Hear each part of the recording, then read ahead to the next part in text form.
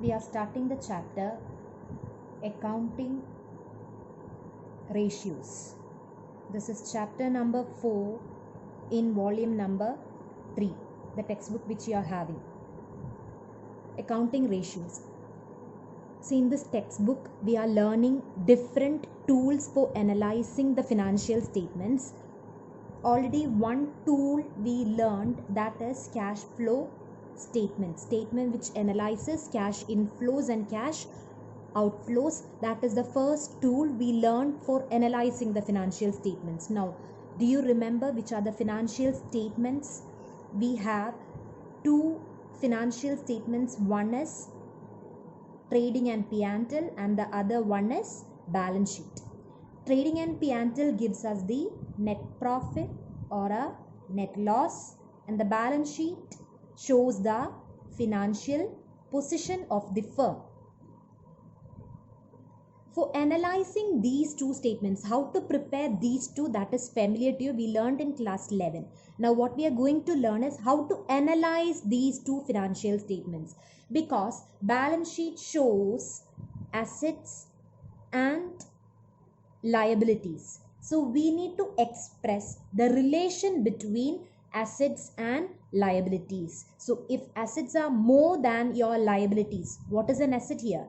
Asset means the properties which the firm owns, and liabilities means what we have to, or what the firm has to pay. What we owe is called a liability. So when you express the relation between assets and liabilities, you can understand the financial position of the firm in a better way. So similarly, we'll express the relation between incomes and expenses using these tools. So in that way also, you can understand the financial performance in a better way. So what is the meaning of ratio? Ratio means it is a mathematical expression which shows the relationship between two interdependent or two related items. So we can understand the financial statements in a better way by using these tools. So the tool which we are learning now is accounting ratios. We have 4 categories of ratios in this chapter. The first category is liquidity ratio.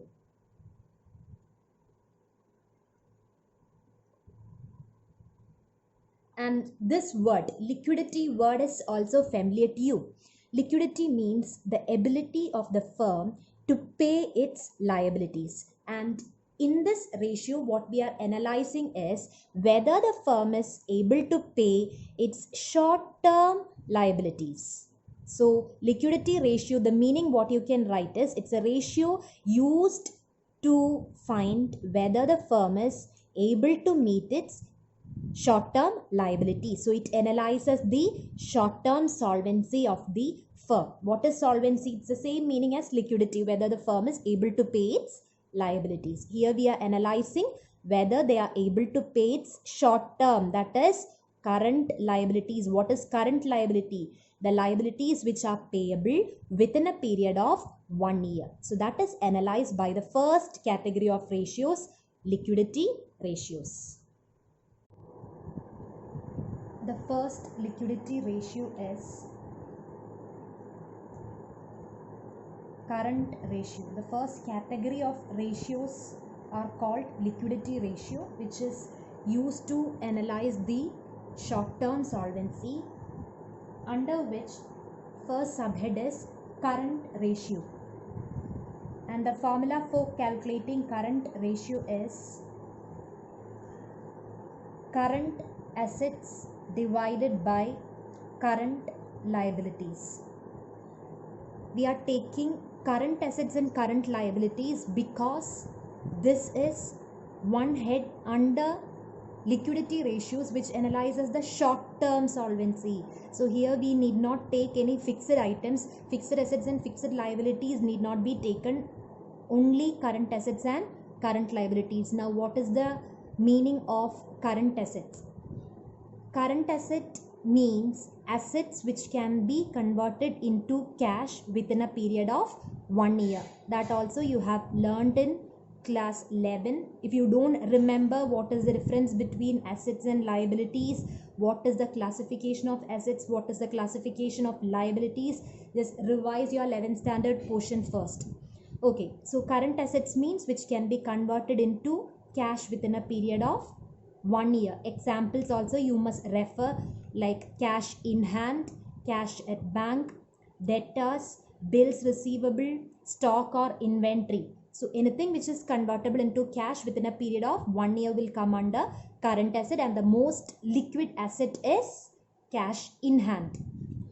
Okay, the other one is current liability. That means liabilities which are payable within a period of 1 year. Examples what we can say is outstanding expense. Any outstanding expense will come under current liability, that you know already, like outstanding salary, outstanding wages. Then what we can say is income received in advance. Then bank loan, if it is short term, that can be written under current liabilities. If nothing is mentioned, bank loan will be taken always as long term. Then trade payables, creditors, all these will come under current liabilities. So you must know the meaning of current asset and current liabilities at the same time. Examples also. So refer your 11th standard textbook. Okay, we'll work out one problem, that is illustration number 5. This is all addition. Your question number might be different in your textbook.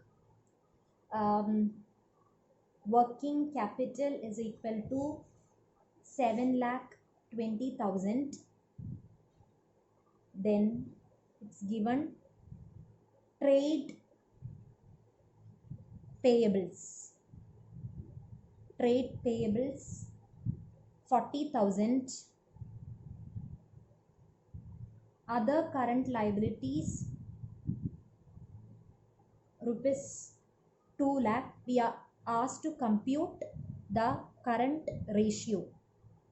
So the formula what we have to apply is current ratio is equal to current assets by current liabilities.